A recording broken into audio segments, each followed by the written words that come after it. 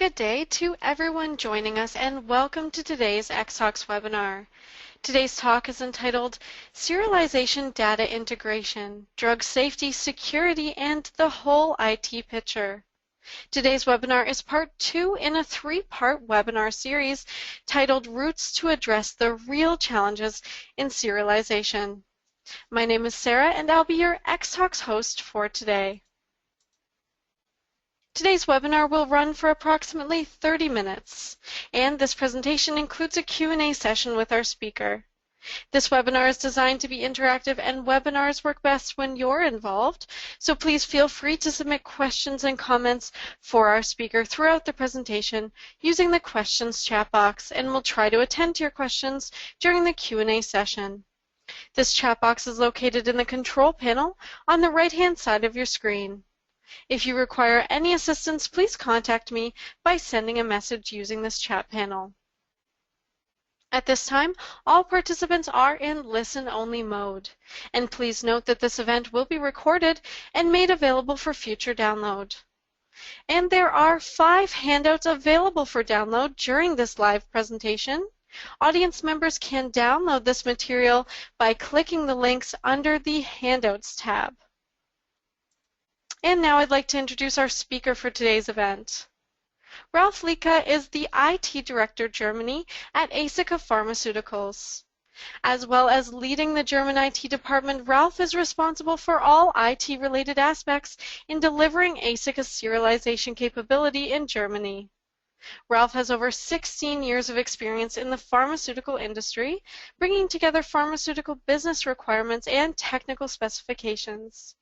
He previously worked in IT projects and application management positions at UCB, ICD GmbH, and LGC Forensics before joining Aesica. And Ralf holds a PhD in chemistry. So without further ado, I'd like to hand control of the presentation over to today's speaker. And Ralf, you may start your presentation whenever you're ready. Many thanks for the introduction, Sarah. And a warm welcome to you all for joining this part 2 of the serialization webinar series. Today I would like to introduce you to the more technical side of serialization. So I would like to share with you the whole IT picture of our serialization solution. When we have a look at the agenda, I would like to give you, first of all, a small introduction to serial numbers and serialization. We will then have a look at the toolbox, or how to handle serial numbers. And in the end, we will have a look also on how we can connect to other systems when talking about serial data. But let's start with an introduction to serial numbers, so we learn how to paint by numbers. Why are we talking about serialization? Why is it so important? With $200 billion annually, fake pharmaceutical drugs make up the largest global counterfeit market. Today it's estimated that up to a third of the world's prescription drugs are counterfeit. Although this figure is closer to 2/3 in some developing countries. Of these drugs, more than half would be classified as life-saving, such as treatments for malaria, tuberculosis, and HIV. According to Interpol, more than 1 million people die each year from counterfeit drugs. So, global health authorities are attempting currently to solve the problem by establishing deadlines for serialization mandates to be able to identify counterfeit medications. So let's have a look at the serialization roadmap. Where is the industry now? Serialization legislation is already in place in countries like Brazil, Argentina, Turkey, and South Korea and China. It is coming into effect in the US in 2017. In the European Union, it will be a requirement for all prescription drugs by February 2019. Different countries will have their own individual serialization requirements. Therefore, pharmaceutical companies will need to cover the needs for all those countries that they operate in now and be also prepared for future legislations. Across the industry, we are seeing a differing level of preparedness. This mainly depends on whether a pharmaceutical company is already producing for a particular country with legislation in place or not. Since serialization is a complex process, pharmaceutical companies may choose to outsource this capability. But either way, flexible and reliable serialization solutions are required that can be tailored to meet varying countries' legislation. So, how are Aesica meeting the serialization challenge? As a contract development manufacturing partner for active pharmaceutical ingredients and finished dosage forms, we support our pharmaceutical customers to meet their goals. This includes helping to ensure patient safety and also helping to prevent fraud. Since 2009, Aesica has invested millions in a serialization module that is both flexible and scalable. This model can be adapted to meet varying countries' legislation, mainly because it was extremely important to us to be able to provide our customers with a serial solution or a serialization solution. Our serialization capability is implemented and fully operational across our business at all our packaging sites. Our production lines first went live in Italy, in Pianezza, in 2013, and is also live now in Germany, in Monheim, as well as in the UK on the Queenborough sites. So Aesica is one of the first CDMOs to have implemented serialization. So we would like to invite you to partner with us on your serialization journey. Now let's have a look at the serialization and aggregation steps and the different levels of serialization there are. Traceability is the ability to track and trace products, batches, or items through the supply chain from production all the way to the final retail. Today you will mostly only have the human readable text on your variable data on the packaging. For example, like the batch number or the lot number or the expiry date.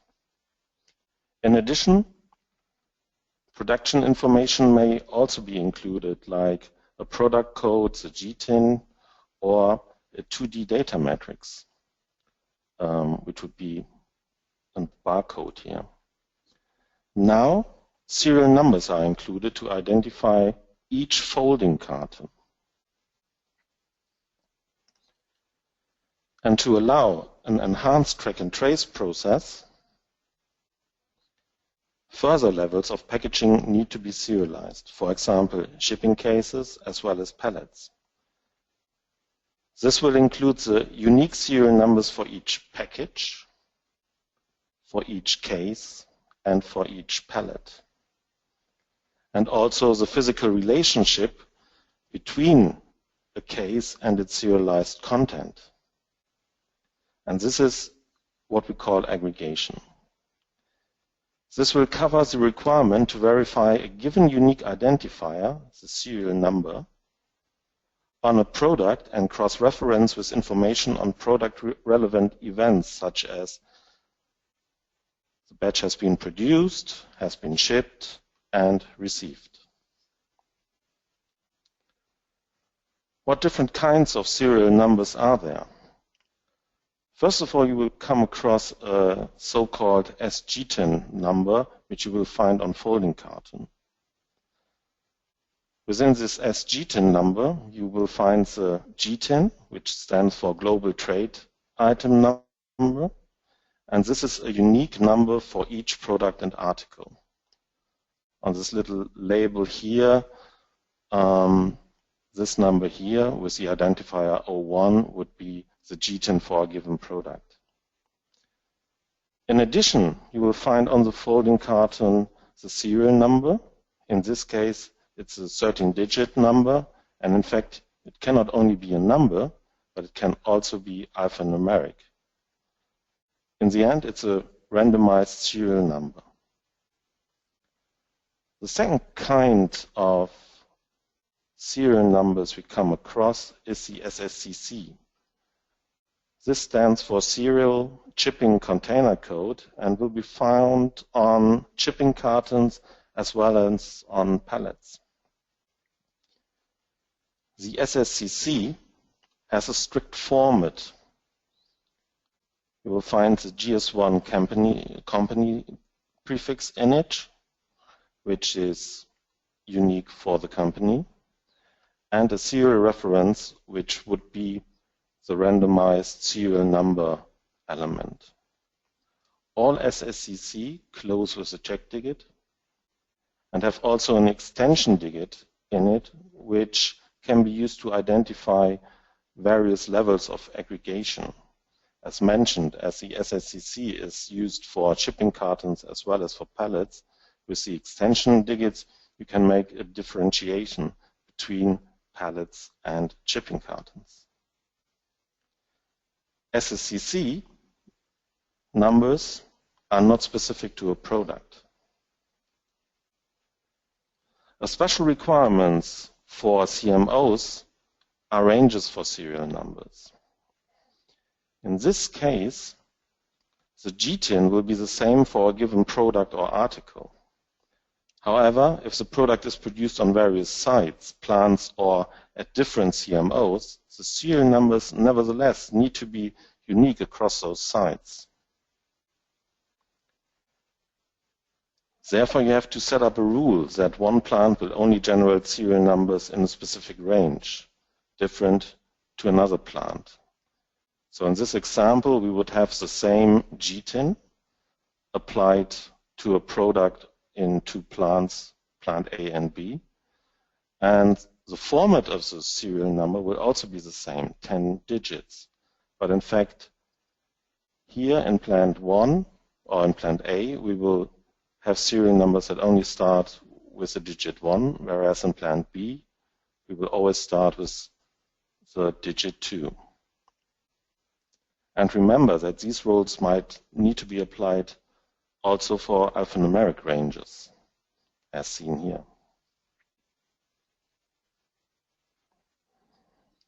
Now, let's have a look at the toolbox we have to handle serial numbers.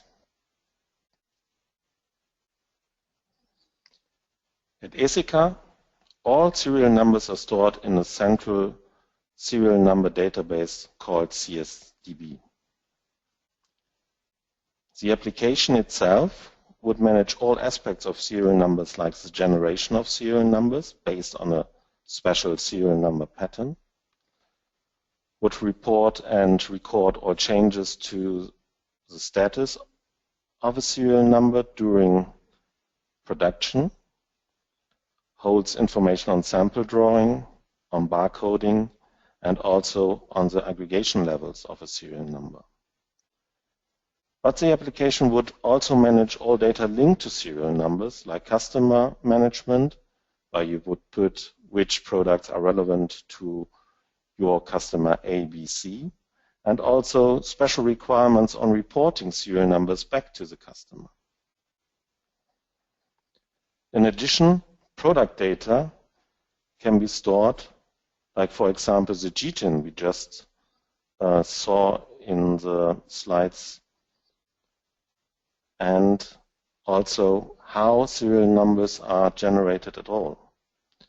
It would also hold information on the packaging schema, how many packages can be set up in a shipping carton, and so on. The application itself is used by various departments through the production and logistic process at Aesica.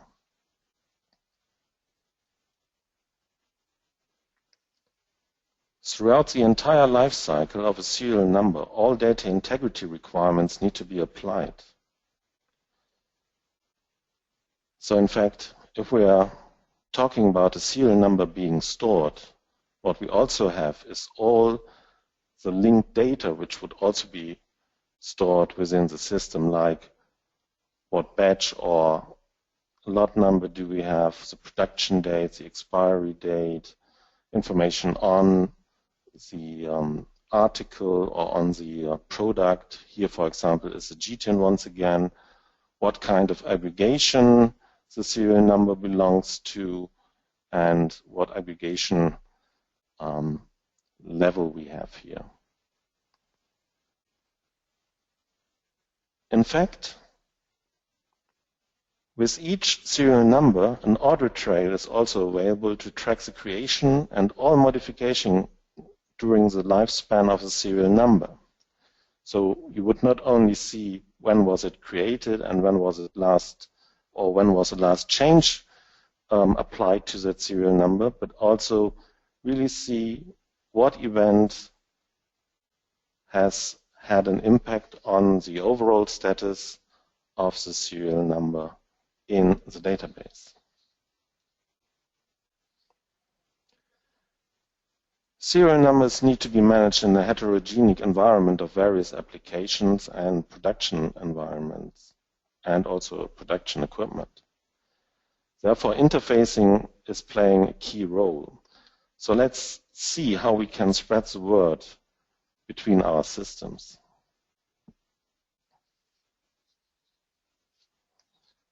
One aspect is interfacing our packaging lines to the central serial number database.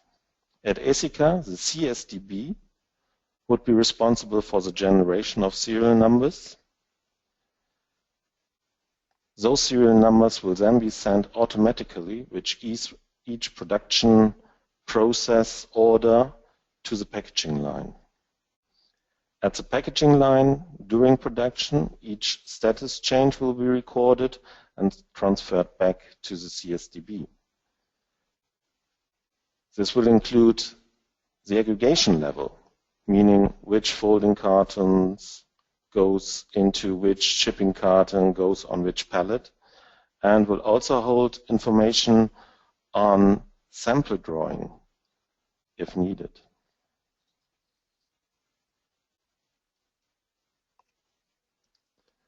Another aspect of interfaces is the reporting of serial numbers. At Aesica, serial numbers can be reported in two different ways. If Aesica acts as a CMO, reporting will be done based on a production for one produced batch, represented by one process order in our ERP system. So in our case, the ERP system would be SAP. So all information on the process order on the batch comes out of SAP and will be linked to the serial number information and sent out to the customer. If Aesica acts as a 3PL, which stands for third-party logistics company, reporting will be based on a delivery or on a purchase order or on a sales order. In this case, this may include various batches for one customer or for one wholesaler. The reporting itself is based on the so-called XML format. This allows a very flexible reporting to customers, as XML format can be transformed into various other formats.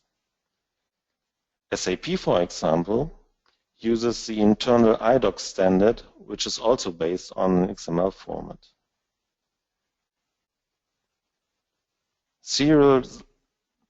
Reports on serialization would hold information on batches, on serial numbers, and also on the aggregation level. Therefore, the data structure itself is quite complex. In the example at the bottom, the serial number itself is stored as EPC, whereas all the other elements will hold additional data on the serial number. So EPC stands for electronic product code and holds the serial number of that element. URN will be a standard uniform resource identifier, which could, for example, be used for RFID labels. And this is a format for this URN tag. We would also have the parent name, which will hold information on the parent object and on the aggregation level. So in this example, it's a shipping carton with an SSCC number on a pallet. And you can imagine that this all will add up to the complexity of the data with regards to reporting. Now we have heard about some of the more technical aspects of implementing a serialization system. I would like to ask a question to those of you in the audience who are implementing your own serialization system. And for this, I will pass you to the X-Talks host now. Great, thanks, Ralf. So yeah, we do have a poll question for all the audience members today. That question is, do you think that your serialization system has enough flexibility built in? So audience members can vote live on this poll. There's 4 possible responses here. Yes, maybe, or your serialization system could do with more flexibility. No, or don't know, or you're not implementing a system. So that question again, do you think that your serialization system has enough flexibility built in? Yes, maybe, no, or don't know. And it does look like the majority of the audience has voted, so we'll close the poll for now and we'll share the results later in the presentation. Okay. And feel free to continue with your presentation. Yeah, thanks.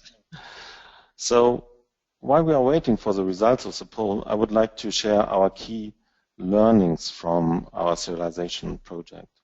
So first of all, be capable of covering various serialization serial number patterns and be able to import scenarios of serial numbers. They all come in different flavors. Understand the various standards of serial numbers, may it be SGTIN or SSC, plus also additional customer requirements.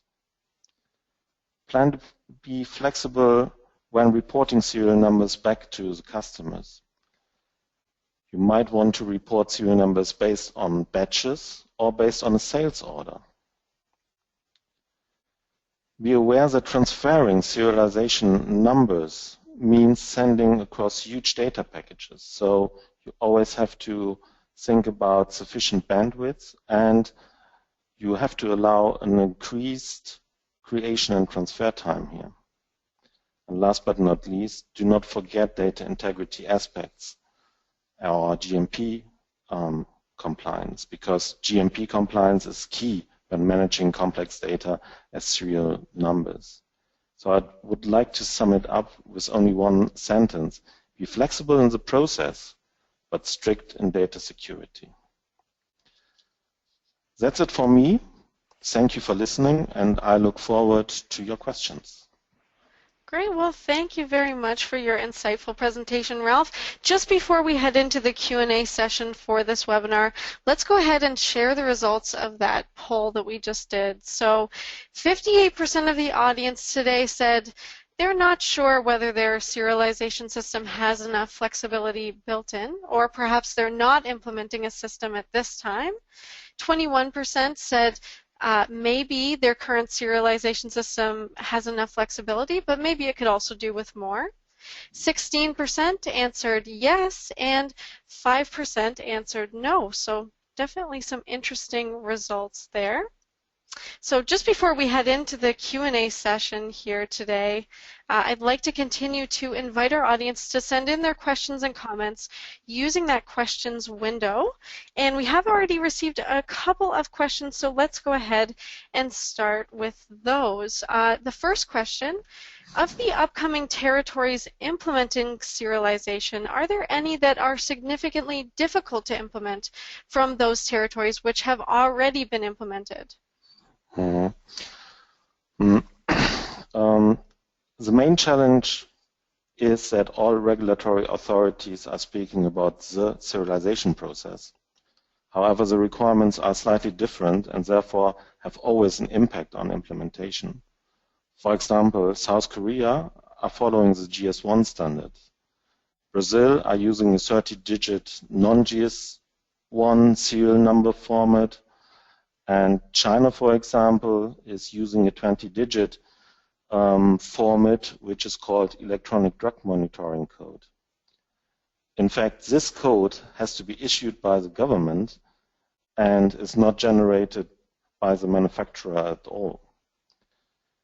So you see, that's a good thing about standards. There are so many of them. So really what is important is to have a serialization system that is flexible enough to be able to follow the different standards that we know now or may come up in the near future. Great, well thanks for that response. Our next question, how large are the data packages that have to be transferred for an average production? Yeah, let's compare a non-serialized product to a serialized product for, let me say, 50,000 packages.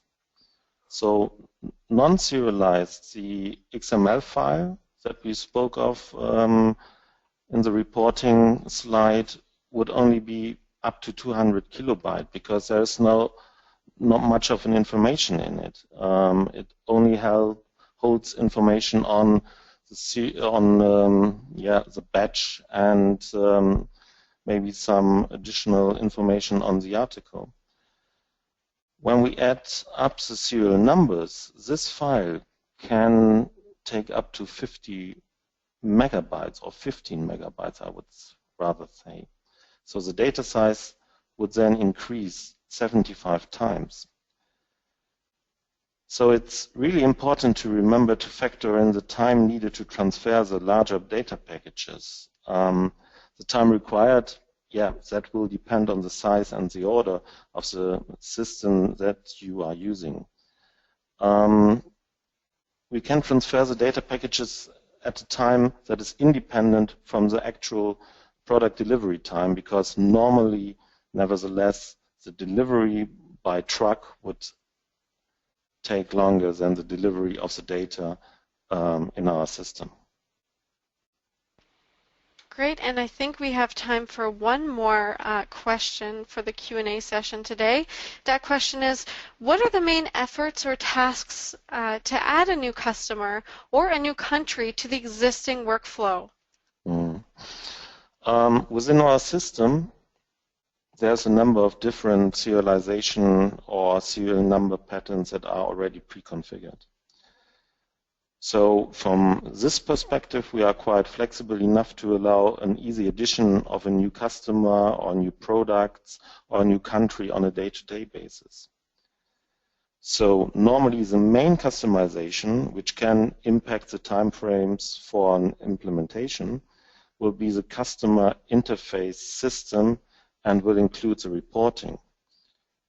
For example, when we use a standard XML file structure, that could be easily transferred into another format using XSLT.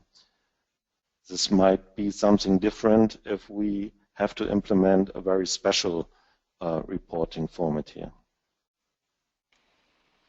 Well, thank you very much for those answers. We have now reached the end of the question and answer portion of this webinar. And if your question wasn't attended to during the Q&A session, the team from Aesica will do their best to follow up with you after the webinar. If you have further questions, please direct them to the email that's now showing on your screen. So that's inquiries@aesica-pharma.com. And this webinar was part 2 in a 3-part webinar series, so please register now for part 3 by following the link that I've sent to everybody through the chat box. And thank you everyone for participating in today's conference. You will be receiving a follow-up email from XTalks with access to the recorded archive for this event. A survey window will be popping up on your screen, and your participation is appreciated as it will help us to improve our webinars. Now please join us in thanking our speaker, Ralf Liedke. We hope you found this conference informative. Have a great day, everyone.